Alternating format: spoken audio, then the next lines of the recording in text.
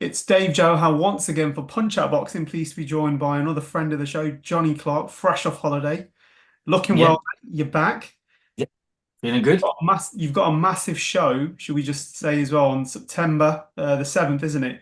Yeah, Um, Diligent. yeah, Talk to us about the show, Johnny. I mean, this one, you're grinning ear to ear, but this one sounds absolutely massive. We've got a few household names in terms of the people that are on top tier, but the name yeah, when I was looking through the call list, Tony Yoka, yeah, Olympic gold medalist, looking to rebuild his career. It's almost surreal, isn't it? Because he fought on Dean White's card a couple of weeks ago. yeah, Now he's fighting on yours. But how did this yeah. one come about? Because it's not an everyday thing, is it? You get an Olympic gold medalist on your card. No, it's to be fair, the same as the Matchroom boys when they come on. They just need a home to uh to put them, somewhere else so they can go and build their record up before they're back into the big fights. And I got the phone call, and I played it cool, but I was happy to do it. But it might sound big headed, but I knew these phone calls would start happening. Like I knew eventually if you put on the show of that level, that one, you're going to attract the best boxers because they want that love.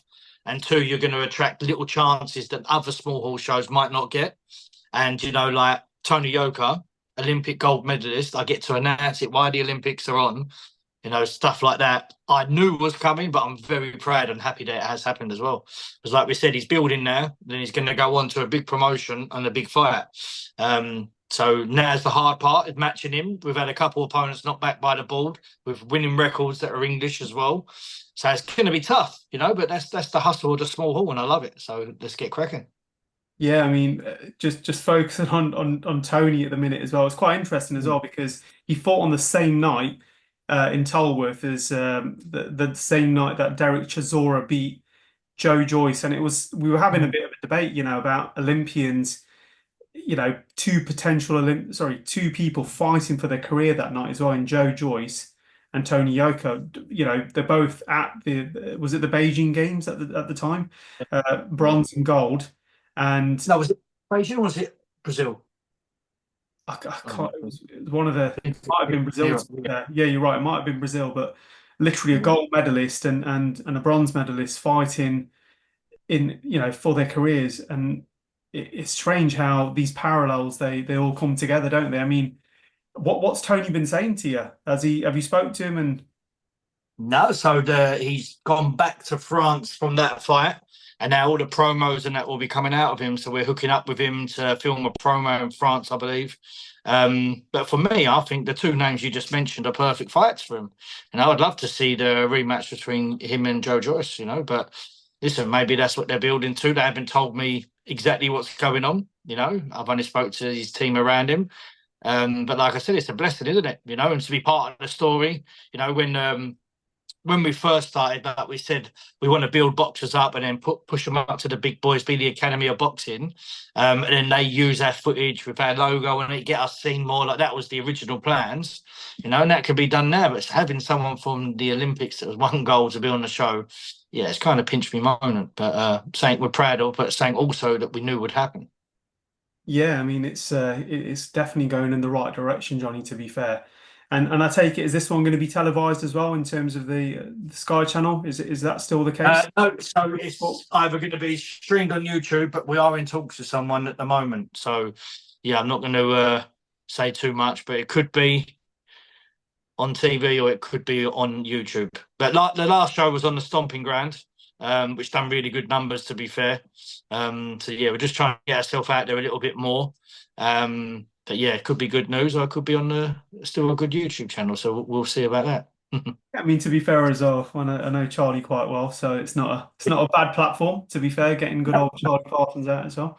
Yeah. Um, but yeah, I mean, I was just going to ask you as well. The connection with Matchroom is only getting stronger as well, isn't it? Because you had George Lillard on there as well. I mean, he's gone on Yeah. and done some great things in the sport. So is Yeah. it a case of that talent's coming through? Could you see yourself as a next gen platform for Matchroom? Because it looks like it's going that way, doesn't it? Well, to be fair, it just worked very well for everyone. Like, take George. George won on our show. The Southern Airvilles won on our show. Now, straight away, they've been put together and they're called in purse bits. So, obviously, that's the next fight for George. Jimmy Sains come on. against a journeyman from France that knocked out a Queensbury prospect, and he knocked him out. So he looks good. Jules looks good, and now we've got Leli Buttigieg come on. It's just good all round. You know, money wise for the boxers is good. For me, it's good. For me being seen by the companies that I want to be seen by is good. You know, like obviously I'd love to get on DAZN one day, so they're now seeing us because we've got their boxers on. They've collabed with us, so it just works so well. And obviously Essex, it's very good for boxing, and they're all from Essex, you know, so Essex or London, and Matchroom do shows all over, like other companies, where I'm just always Essex, so they're always welcome on. And I think it's something that when it works well for everyone involved, it's good. So there's no complaints. They got treated well. They was high up the card as well. Normally they're on at the start. Like, I go to watch these boys box, remember? They're from Essex. Yeah. You know, so I go to watch them in Leeds, Manchester, and then now to see them on my show headlining, co-maining, that was definitely a crazy moment. But again, something we knew would happen one day, because there's not many boxing shows on, is there? So the people have got to find places to box, and I keep saying it, but if I keep putting that level of show on, that level of boxer will come with it, and it's just starting to work out now. You ever get tempted as well in terms of taking the top tier show to, say, the Midlands or up north or Wales, or just to see what that, because I sometimes find that and again I class you as medium haul now in terms of where we are. You know, John Trefui from TM14, the Nielsen's. I see this cluster as a medium haul. Do you? But I see sometimes everyone sticks to their sort of patch, Dean included as well. Do you ever get tempted to say, right, okay, let's see what Manchester's like, or Birmingham, or Leeds, or even up Edinburgh? Do you see that? Or well, to be fair, the Nielsen's do it all over. To be fair, so they get about. But if I'm being honest, if you put on a good show, people will come to you. I have thought about going Wales. I have thought about doing a show there. My matchmaker's Welsh. A lot of like the headliners Welsh, the commentating team's Welsh, my presenter's Welsh. You know, so I should go there really.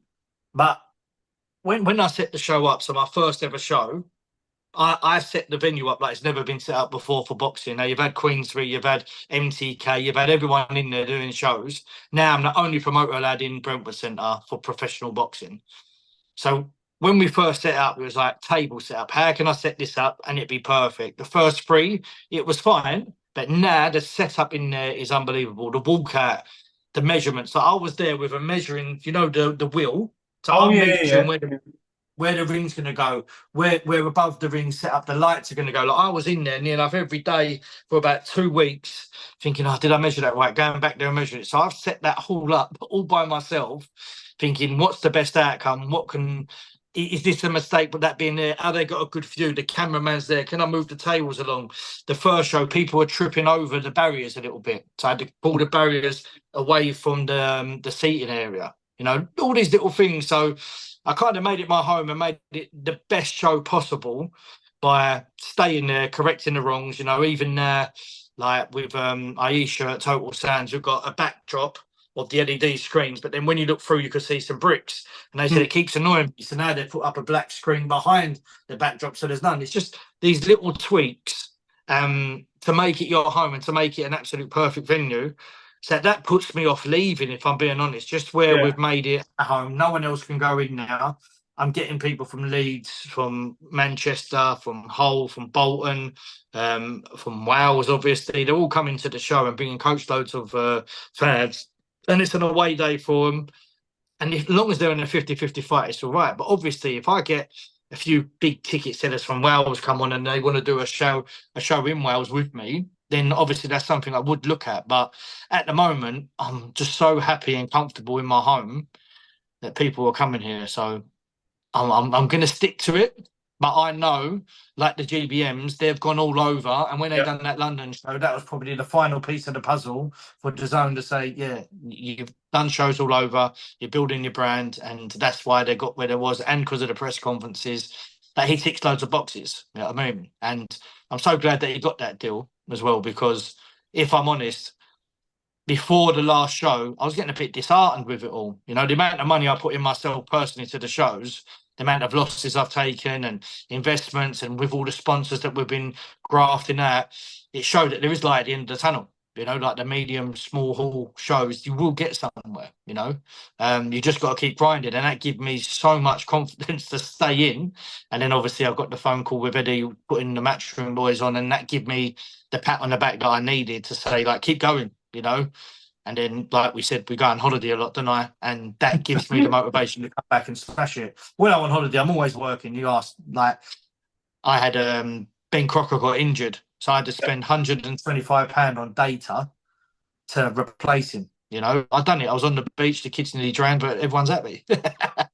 It's not a phone call that you want, isn't it? I mean, in terms of you want to decompartmentalize your work-life balance and everything like that, but it's difficult. There's no Especially balance. when I speak to in the sport, whether it's promoters, media, it's so much on the go, isn't it? And you could be yesterday's news if you don't put something out there. But I think one of the things that you've really sort of capitalized on is not just the actual shows in terms of what they look like, but the commentary team behind it as well. And a familiar face on your shows is not just Ali Drew, but George Groves, former world champion George Groves, who looks like, there was talks of, when James DeGale said, look, there's only one person I'd want to come back for. You know George quite well, but what's your take on that? Because George is still a fighting man, isn't he? I mean, his commentary skills are amazing. Would you like to see that somewhere down the line as an exhibition, or? I'd rather watch that than a Misfits show. That's the honest opinion. You know, I'd rather watch that than KSI Tommy Fury. You know, that's been, and that's a good fight, KSI Tommy Fury as well. But I'd rather watch the Gal Groves again. You know, the build up. They're too friendly the other day. I didn't like it. I'd like to see animosity back, and I'd like to see them go at it. Listen, they're two top class boxers that probably helped a lot of fans get into boxing. You know, so I'd love to see it again. I don't think they're past it. George actually looks in great shape lately, so I'd probably look at him and think, well, are you coming back? He looks in better shape than the first show he commentated. Anyway, not being rude, but he looks in good shape, doesn't he? He looks in good nick, so you never know. Those two, to be fair, don't they? I mean, I think both George and James DeGale, they're looking fantastic shape, don't they, now? And they're probably beat. Chunky. And who else is on the card then on the 7th? What else? So main event, this was a tough one because I had a main and co-main event with both 2 European titles. So I had Elliot Well for the IBO European, and then I had Crocker versus Stelios 2 for the IBF European. Stelios got injured, had a hernia. So then we kept Crocker on versus Dan Booth, and then then Ben Crocker got injured and broke his finger. So it was like, maybe it just weren't meant to be. And that will be in my November show now. So the IBF secured, all done, put back, everyone's happy, longer camp, and all the injuries can go. So then it left Elliot Well with the IBO. But I'm telling you now, to be qualifier for an IBO European is to be in the top 150 and to fight Elliot, who's 88th in the world. Everyone was asking for unnecessary numbers. You know, it's more about the opportunity on small hall than the money, if you're talking to a promoter anyway. Oh, sorry, you're still there. Sorry, my phone rang. Yeah. So Elliot Well, we had to change the title. So a friend of the show, obviously, Ursu, he let his title go. He vacated, and then we've got Lloyd Germain to come in for the Silver Commonwealth welterweight title. So ideally, Ursu is now mandatory for the full title. The winner of this maybe for Ursu as well. You know, so that'll be a great fight down the line. I don't think that'll be on my show. So that's a big money fight. I'm telling you, that's a big money fight, and they deserve the money for that. But as I'm saying, small hall is more about the opportunity and putting yourself in a position than money. Because if you want money, small hall boxing isn't there for a promoter, for a manager, for a boxer. You know, Unless it is for a journey.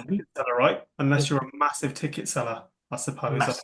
Yeah, you have to be huge, don't you, Johnny, for that? Yeah, with that, then you're going to get titles, and what pays for the titles are tickets. So then you're still not going to see that money, but you're going to get yourself in them positions. That's what I'm saying. Like, small hall boxing as a business is awful. Like, I've lost a lot of money, but without my sponsors, I'd have lost even more. You talk to a boxer, and a boxer without a sponsor, he's just going to be paying for camps, for strength and conditioning, for nutritionists, physios. It's a tough sport. Manager fees, belt fees, opponent fees. It's a horrible sport, horrible business. But it's so addictive, isn't it? But anyway, then that leads us to James Osborne versus S.A. Smith. The title should be confirmed tomorrow after the board meeting on what way we're going to go with them.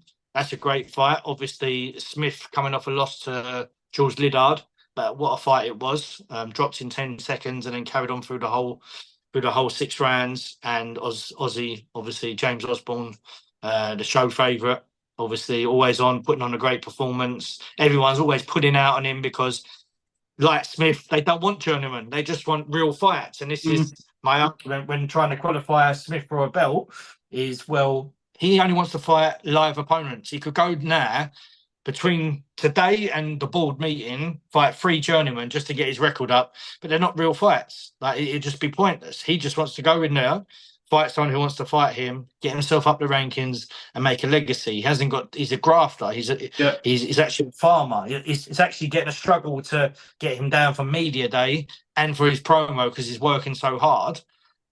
So how can he afford? Literally working hard. Yeah. Like, this is small hall boxing. How can he now pay for an opponent just to get his record up?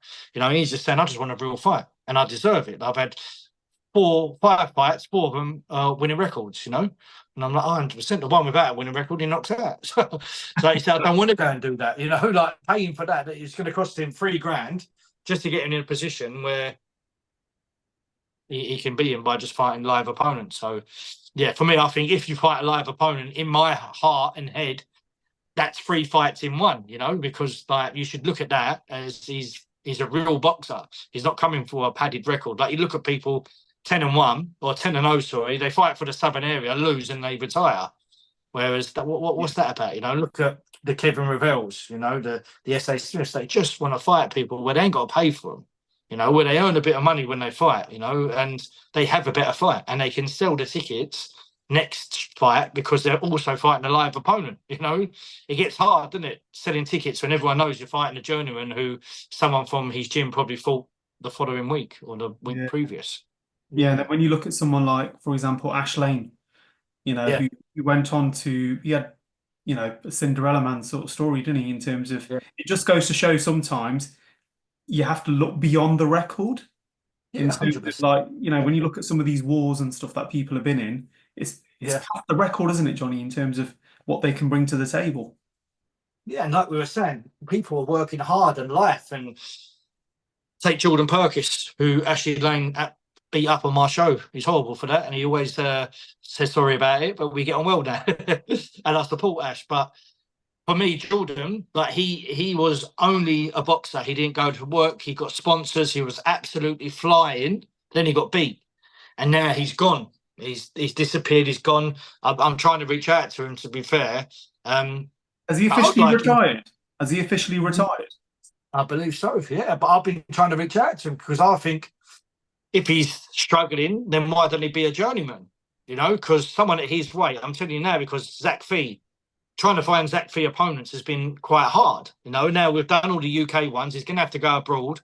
And the money that's involved in flights, hotels, opponents, ball tax, like, it's too much now. So, like, Zach's still young, though, so he's still going to have to keep having these learning fights.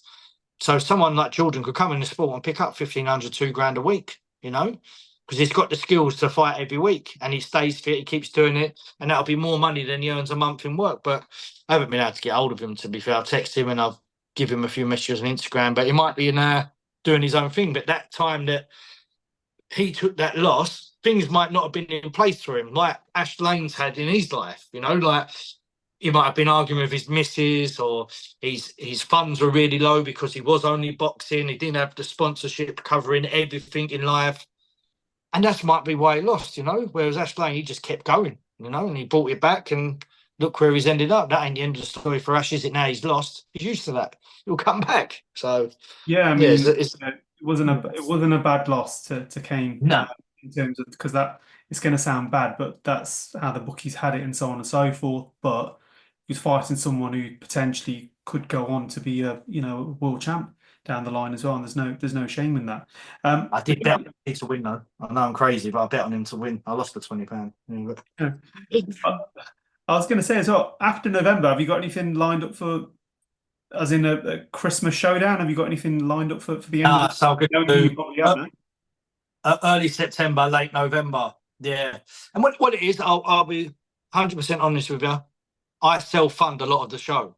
Yeah. And it comes to the point where I have to regroup for myself, my personal funds and my business funds, you know, and start paying myself rather than the boxing company. And I just thought, let me just do 2 more shows at the end of this year. It's what I had booked in anyway. I was going to add another and move November forward a bit.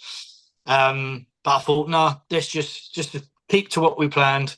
2 more shows, one in November. That's got a knockout tournament, a 4-man knockout tournament on it as well. Oh, cool. Yeah, so like the first show was called The Statement. I had a 4-man tournament on that, semi-final and final on the same night. I'm going to go down the same route. I'm going to do it on this show. I've missed it. I missed the excitement of it. I watched an old video and thought I should bring that back. So yeah, we're gonna bring it back. Yeah, but that will be it for the end of the year, just 2. And then we'll see how we go, because if a TV company comes in, obviously it's not going to be a big investment from a TV company, but something that just takes the edge off what I'm putting in, then I'll do 5 shows, 6 shows next year. But yeah, at the moment it's probably going to be 4 shows next year unless I get a big investment coming. You never know, Johnny, to be fair, because everyone's literally knocking on that door now, aren't they? And someone's going to let you guys in. And just very finally as well, just needed your prediction on the mega fight that is AJ versus Dubois. I mean, the eyes are going to be watching. Everyone's going to be watching this September 21st, Wembley Stadium, in what is Riyadh season coming to Britain. How do you see that fight going down? AJ, 10 times out of 10, if I'm being Even honest. hesitate that straight away, yeah. No, AJ. Yeah, I think Dubois got hit quite a lot in his last fight, and AJ hits better and harder. So for me, but you never know. You never know. You know, look at Ruiz. He's shocked everyone, didn't he? Only takes 1 punch, and they say that AJ hasn't got a chin. He has, but he does get hurt. You know, and Dubois can bang, and he can bang bloody hard, can't he? So, but for me, I believe the level is in AJ. That's what I'm saying. Yeah. Good stuff. And I say very finally, but tickets are still available for September the 7th. If you just want to. I hope not. Well, yeah. Where can people get them from, Johnny? Directly from the boxers. Like we say, small hall businesses, boxers get paid, everything. I've had so many companies hit me up about giving me a link where you can buy it directly from me so I earn more money, but that's not small hall boxing. That's taken away from the boxers. So you buy tickets directly from the boxers. That's how they earn their money, you know, and that's how their opponents get paid, and that's how the food's put on their table as well as mine. So yeah, the local boxer. And if you don't know a local boxer, message me and I'll send you to the localist one to you. I've always done it as well. Lost out loads of money by doing so, but it's what keeps the boxers happy and it keeps the boxers coming back the way they get treated. Good stuff. Guys, make sure if you're in the area, September 7th, Brentwood Centre, make sure you go down. It's going to be a fantastic show. And look, if you want to see an Olympic gold heavyweight reclaim potentially the throne, it all starts again. Top tier, Brentwood Centre, September 7th. Let's get behind Johnny. Johnny, all the best from Punch Out Boxing, mate. We'll be in touch soon, and Roll will come down to the media day. Look forward to seeing him.